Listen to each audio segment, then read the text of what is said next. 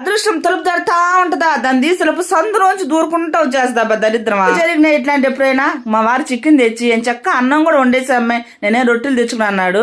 ఇంకసరి గంగరే దూపినట్టు తల వస్తే ఊపాను. అట్ట పొయ్యి తలకి గ్యాస్ అయిపోయింది. ఇక ఫోన్ చేసి ఇప్పుడే బయటకు వచ్చిన అమ్మాయి అన్నాడు. ఇక నాయన ఎంత దూరంలో ఉన్నాడని నేను గమ్మైతే అయిపోయాను. ఇంట్లో చిన్న సిలిండర్ ఉంది కదా, ఇంక దాంతో వండేద్దాం అనుకున్నాను. దాన్ని దింపి నాకు దాంట్లో కూడా గ్యాస్ లేదు.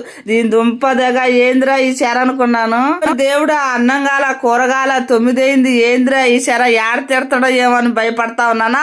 వామ్మో, మనం భయపడిన దానికైనా దేవుడు ఆయన మైండ్ లోకి దూరి నువ్వు ఏం అనొద్దు అమ్మాయిని అన్నాడు ఏమో. అందుకే ఏమనకుండా గ్యాస్ అయితే పెట్టేశాడు. ఇట్లాగా పెసరపిండి ఉంది, పెసరట్లు వేసుకుని అంత చికెన్ వేసుకుని తినేసి గ్యాస్ పైన గడిగేసుకుని అంట్లు తోమేసుకుని లైట్లు బంద్ పెట్టుకుని ఇక బయటకు వచ్చేసి మా వారితో అయితే వాకింగ్ చేశాను. నిన్న నైట్ మినీ వ్లాగ్ నల్లంగా ఉంది అనుకుంటున్నారా, మా వారు కలరా చీకటి కలర్ ఒకటే లేడు, అందుకని ఆయన కనపడ్డు. తప్పతే ఒక లైక్ కొట్టి సబ్స్క్రైబ్ చేసుకోవచ్చు కదా. ఉంటాయితే బై.